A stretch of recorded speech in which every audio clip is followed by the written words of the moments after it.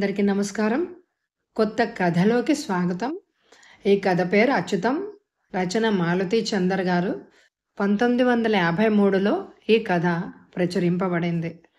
కథలోకి వెళ్లే ముందు తప్పకుండా లైక్ చేయండి ఫ్రెండ్స్. గేటు తోసుకొని లోపలికి అడుగుపెట్టాను.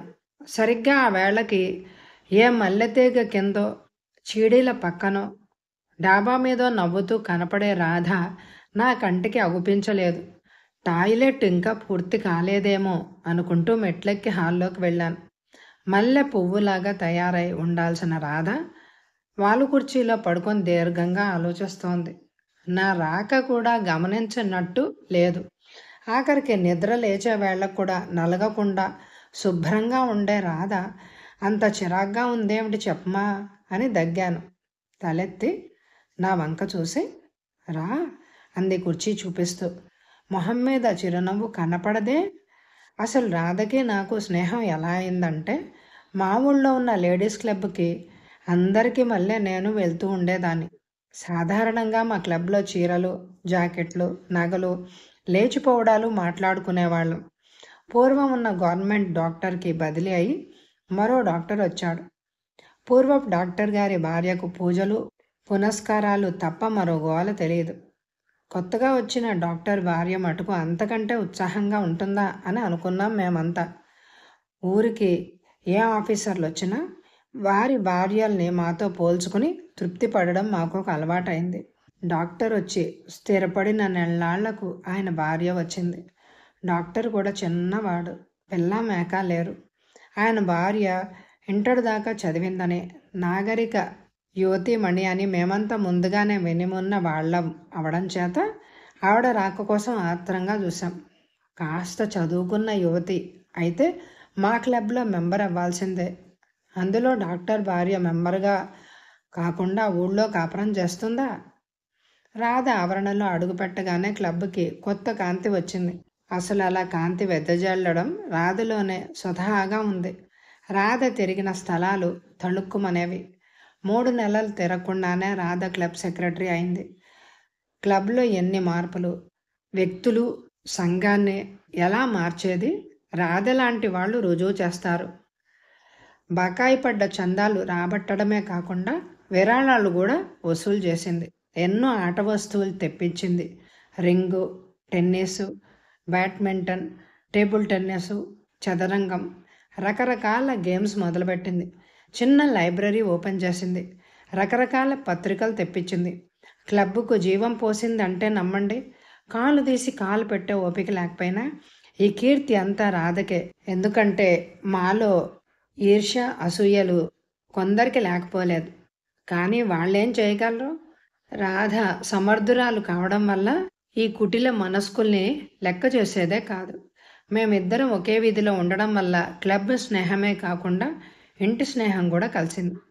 నేను లేకుండా రాధ ఇంతవరకు ఒక్క సినిమాకి కూడా పోలేదు. ఏం రాధా, ఏవో కళలు కొంటున్నావు అన్నాను నవ్వుతూ. మనసు ఏమిటో బాగాలేదోయ్ అంది ముభావంగా. రాధకు మనసు బాగా లేకపోవడమా? ఇదే మొదటిసారి నేను వినడం. అందరికీ మళ్ళీ రాధ భర్తతో కీచులాడదు, పనివాళ్ల మీద విసుక్కోదు, పెంకిపట్టు పట్టదు. నవ్వుతూ అందరినీ తన చుట్టూ తిప్పుకోగల రాధకి మనసు బాగుండలేకపోవడమా? చిత్రంగా ఉందే. ఒంట్లో నలతగా ఉందా అన్నాను. డాక్టరు ప్రాణనాథుడై ఉండగా నాకు జబ్బేంటి అంది మామూలు ధోరణిలో. మనసు బాగాలేపోవడానికి కారణం ఏం లేదు అంటూ టేబుల్ మీద కాగితాన్ని ఊరికే చూస్తోంది. బహుశా వాళ్ళకి ఒంట్లో బాగాలేదని ఉత్తరం వచ్చిందేమో. డాక్టర్ గారు వచ్చే వేళైనట్టుంది. కాస్త మొహం కడుక్కొని చీర మార్చుకోవు. 9 దాకా రారు అంటే అప్పటిదాకా ఇలా దిగులుగా కూర్చుంటావా? కూర్చుని నేను చేసేది ఏమీ లేదు అంది నిరాశగా. అసలు నువ్వు చేయదలుచుకున్నదేమిటి అన్నాను జాజి పందిరి కిందకి తీసుకెళ్తూ. తన చేతిలో ఉత్తరం నా చేతిలో పెట్టి చదువు, నీకే తెలుస్తుంది అంది రాధ. చదివాను. రాధ అన్నగారు రాసిన ఉత్తరం. రాధ తన తల్లిదండ్రుల గురించి, చెల్లెళ్ళు తమ్ముళ్ళ గురించి చెప్పింది కానీ తనకొక అన్నగారు ఉన్నట్టు చెప్పలేదు. 6 ఏళ్ల తర్వాత చెల్లెల్ని చూసేందుకు వస్తున్నాడు. అతని వెంట అచ్యుతాన్ని కూడా తీసుకొస్తున్నట్ట. బాగానే ఉందే.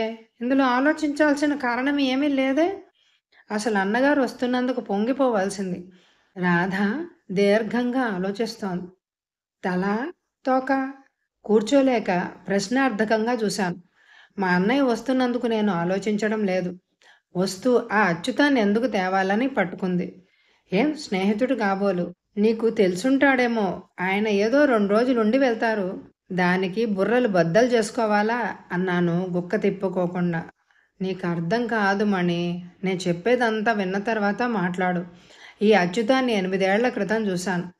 ఓ సాయంత్రం, అంటే నేను ఎస్ఎస్ఎల్సి చదువుతున్న రోజుల్లో స్కూల్ నుంచి ఇంటికొచ్చే వేళకి మా అన్న ఈ అచ్యుతం కనిపించారు.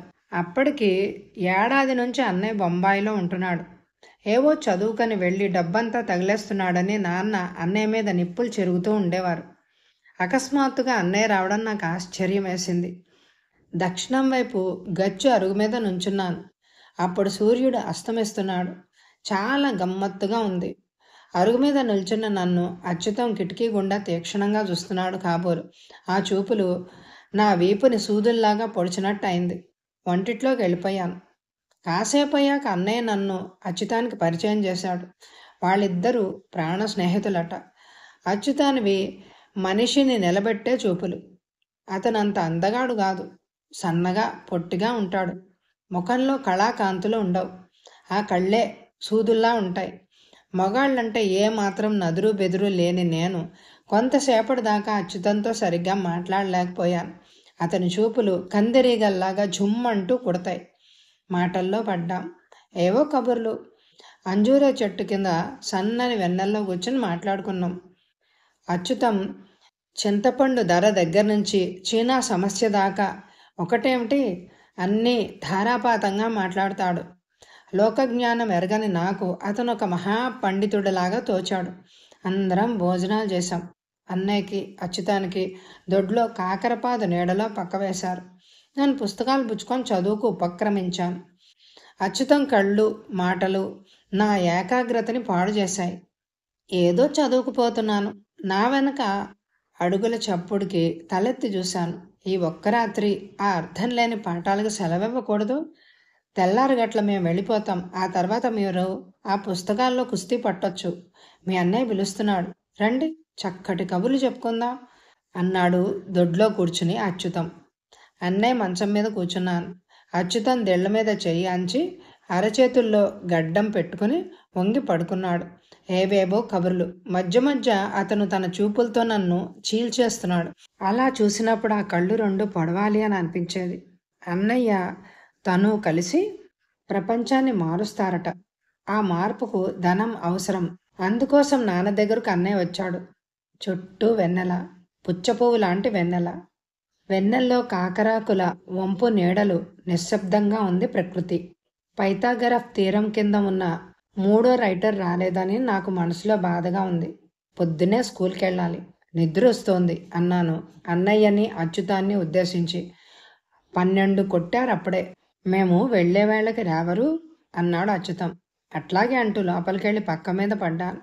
నా కళ్ళు మూతలు పడ్డాయి. తెల్లారగట్ల 3ంటికి అన్నయ్య లేపాడు.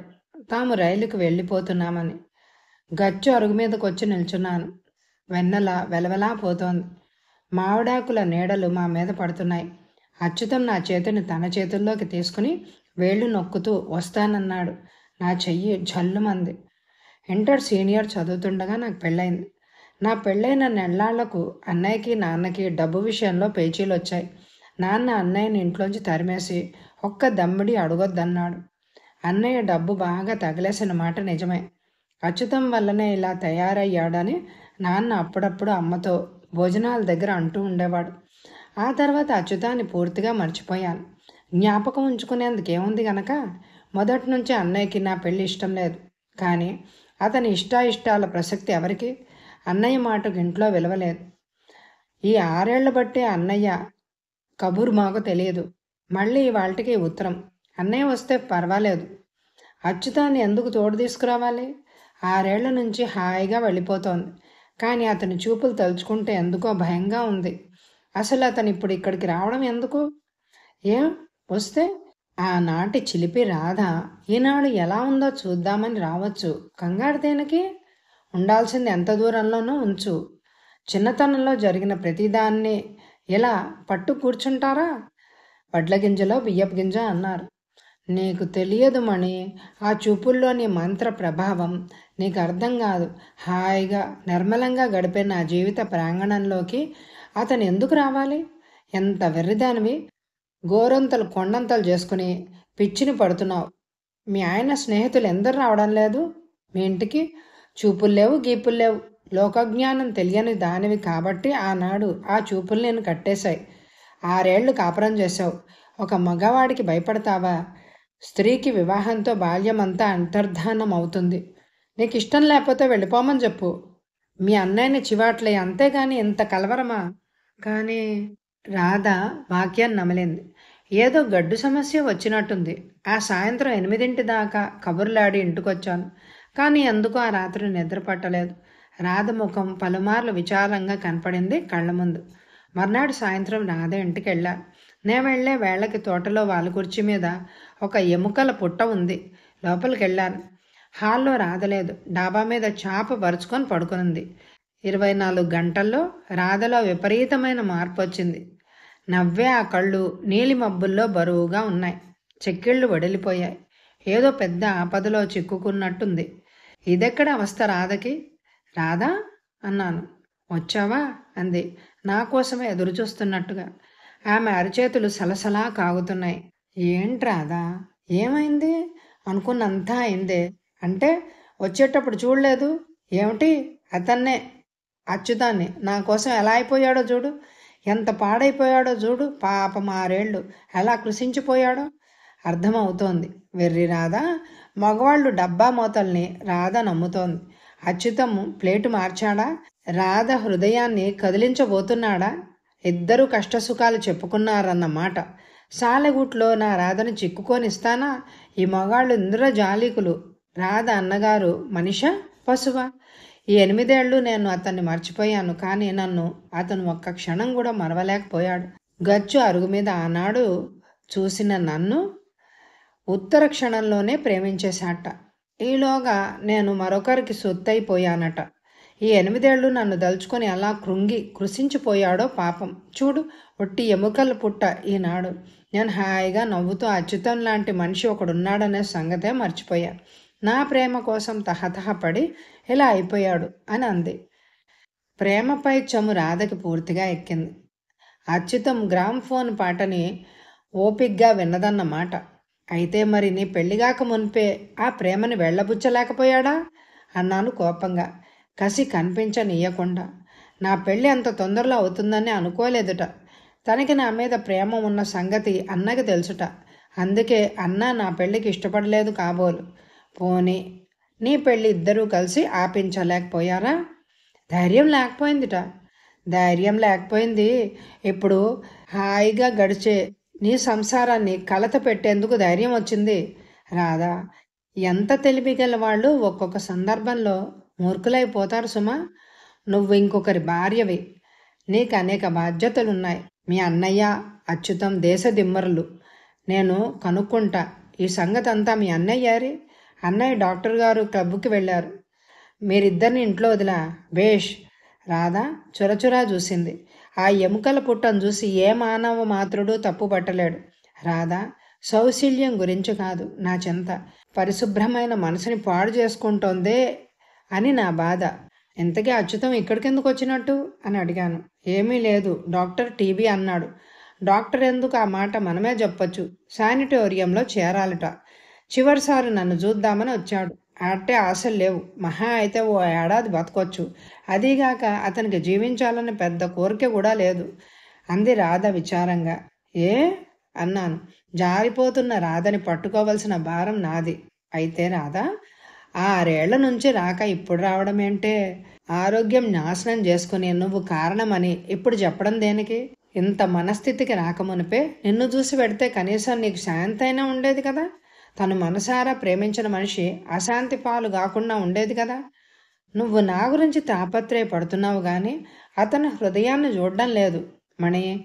ఏ ఆశ చిగురించక జీవితం ఆఖరి దినాల్లో ఇక్కడికి వచ్చి అతనికి ఏం కావాలి?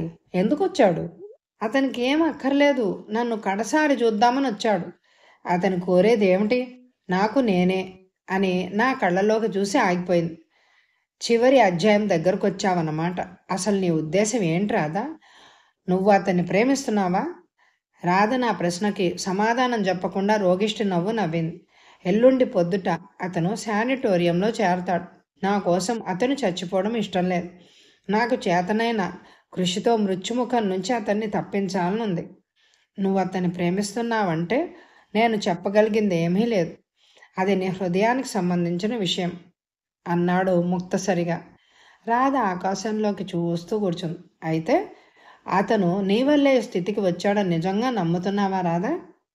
నిజంగా నీ వల్ల ఈ స్థితికి వచ్చిన మనిషి, అంత బాధ భరించగల ఓపిక ఉన్న మానవుడు, ఆఖరి గడియాల్లో పాలల్లో ఉప్పురాయి విసరడు. నీ జీవితంతో చెలగాట మాడేందుకు అతనెవరు? నిజంగా స్వార్థం కనుక, లేకపోతే అసలు ఇక్కడికి రానే రాడు. వచ్చిన పెదవి మెదపక వెళ్ళిపోయి ఉండును. నువ్వు కళ్ళు తెరిచి ముళ్లలోకి అడుగు పెడుతున్నావు, ఊబులోకి కూరుకుపోతున్నావు.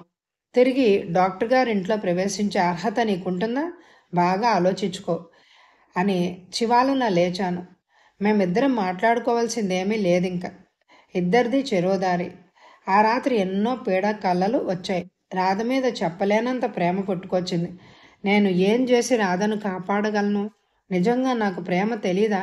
ప్రేమించగలిగే హృదయం నాకు భగవంతుడు ప్రసాదించలేదా? ఎందుకిలా ఉలికి పడుతున్నానని ఆయన ఎన్నోసార్లు అడిగారు. తొలిగోడు కూసిన తర్వాత కాస్త కునుకు పట్టింది. ఇంతలో పాల మనిషి దబదబా తలుపు కొట్టాడు. తలుపు తీసి చూతును కదా, పాల మనిషి కాదు, రాధా. నన్ను గట్టిగా కౌగలించుకొని బావురమంది. తెల్ల వారుతుండగా అచ్యుతం తన చేతుల్లోనే నిశ్చింతగా కళ్ళు మూసుకున్నట్ట. రాత్రంతా అతన్ని ఎంత శపించిపోశాను అని అనుకున్నాను నేను అనింది మణి. ఆ మాటతో ఆశ్చర్యపోయింది రాధ.